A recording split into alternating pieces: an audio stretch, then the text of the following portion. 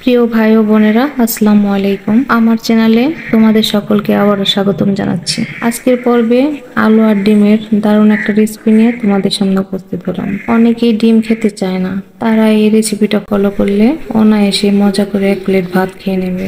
ডিমের অসাধারণ মজার একটা রেসিপি।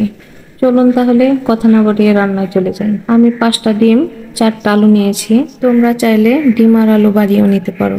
সবাইকে শেষ পর্যন্ত রেসিপিটা দেখার অনুরোধ রইল। চুলায় আমি একটা কড়াই বসিয়ে দিয়েছি। কড়াইতে আমি কিছুটা পানি দিয়ে দিলাম। প্রথমে আমি ডিম আর আলু পানিতে দিয়ে সিদ্ধ করে নেব।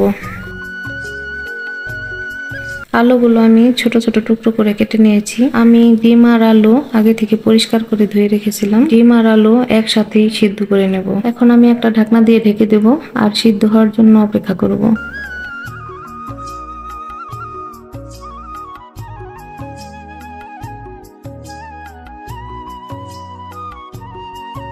এবার আমি ঢাকনা খুলে দেখব আলু আর ডিম কতটা সিদ্ধ হয়েছে। ছেনির সাহায্যে আলতো করে জাতা দিয়ে দেখব সিদ্ধ হয়েছে কিনা। আলুটা আমার যতটা সিদ্ধ করে নেওয়া দরকার সিদ্ধ হয়ে গেছে। এবার আমি নামিয়ে নেব। ঠান্ডা পানির ভিতরে আলু আর ডিম রেখে দিয়েছি, যাতে গরম ডিম আর আলু ছিলে নিতে সুবিধা হয়। আলু আর ডিম ছিলে নেওয়া হয়ে গেছে। এবার আমি আলুগুলোকে আধা ভাঙা করে চটকে নেব। আলুগুলোকে মিহি করে চটকে নেওয়ার দরকার নেই। আলুগুলো আধা ভাঙা করে চটকে নিলে ডিমের তরকারিটা দেখতেও ভালো লাগবে, খেতেও ভালো লাগবে। চলে একটা কড়াই বসিয়ে দিয়েছি। কড়াইতে পরিমাণ মতো তেল দিয়ে দিলাম। প্রথমে আমি তেলে ডিমগুলো সুন্দর করে ভেজে নেব। ডিমগুলো ভেজে নেওয়ার আগে একটু লবণ আর কিছুটা হলুদ গুঁড়ো দিয়ে মেখে নিয়েছি। ডিমগুলো ভেজে নেওয়া হয়ে গেছে। ওই তেলে আমি ফোড়নের জন্য টুকরো করা 2টা শুকনা মরিচ আর আধা চা চামচ আস্ত জিরা দিয়ে দিলাম। দেওয়ার পরে একটু ভালো করে নেড়ে চেড়ে নিচ্ছি।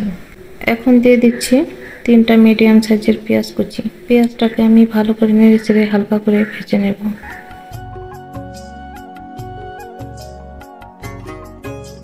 এবার দিয়ে দিচ্ছি 1 চা চামচ লবণ। এখন দিয়ে দিচ্ছি একটা টমেটো কুচি। টমেটো কুচি আমি পেঁয়াজের সাথে ভালো করে ভেজে মিশিয়ে নেব। পেঁয়াজ আর টমেটো ভেজে নেওয়া হয়ে গেছে। এবার দিয়ে দিচ্ছি সামান্য একটু পানি। দেওয়ার কারণটা হলো এখন আমি যে মশলাগুলো দেব যাতে পুড়ে না যায়। পানি দেওয়ার পরে আমি আরো একটু নেড়ে চেড়ে নিচ্ছি। পেঁয়াজের সাথে টমেটোটা একেবারে গলে মিশে গেছে। এখন আমি দিয়ে দিচ্ছি 1 চা চামচ রসুন বাটা, 1 চা চামচ আদা বাটা, 1 চা চামচ জিরা গুঁড়ো, 1 চা চামচ ধনে গুঁড়ো, দিয়ে দিচ্ছি 1 চা চামচ মরিচ গুঁড়ো, আধা চা চামচ হলুদ গুঁড়ো। এবার আমি সবগুলো মশলা একসাথে ভালো করে নেড়েচেড়ে ভেজে নেব। মশলাটাকে আমি আরো কিছুক্ষণ ভালো করে কষিয়ে নিচ্ছি।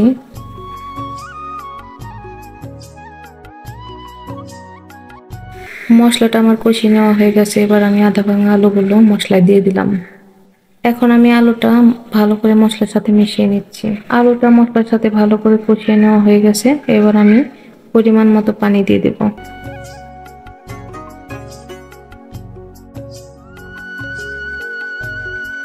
পরিমাণ মতো পানি দেওয়ার পরে আলুটা একটু ভালো করে নেড়ে চেড়ে নিচ্ছি।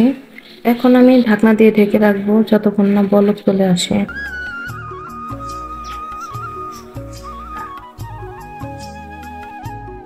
এবার আমি ডিমের অর্ধেকটা অংশ মাঝখান থেকে কেটে দেব, যাতে ডিমটা তরকারিতে দেওয়ার পরে লবণ মশলা ভালো করে ডিমের ভেতরে ঢোকে। তোমরা চাইলে এভাবে ফলো করতে পারো।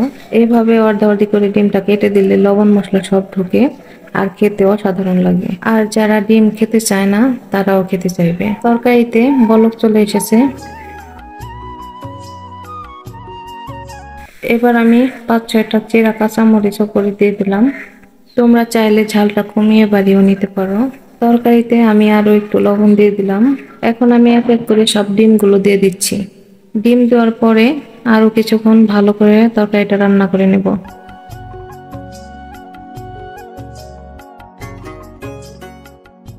ঢাকনা খুলে আমি তরকারিটা আরো একটু নেড়ে চেড়ে দিচ্ছি। ডিম আলুর তরকারিটা আমার পুরোপুরি রেডি। সত্যি বলছি, অসাধারণ একটা রেসিপি ডিমের। তোমরা রেসিপিটা এভাবে ট্রাই করে দেখতে পারো। রেসিপিটা ভালো লাগলে প্রিয়জন এবং ফ্যামিলির সাথে শেয়ার করতে পারো। আজকের মতো এই পর্যন্তই। সবাই ভালো থাকো, সুস্থ থাকো। আল্লাহ হাফেজ।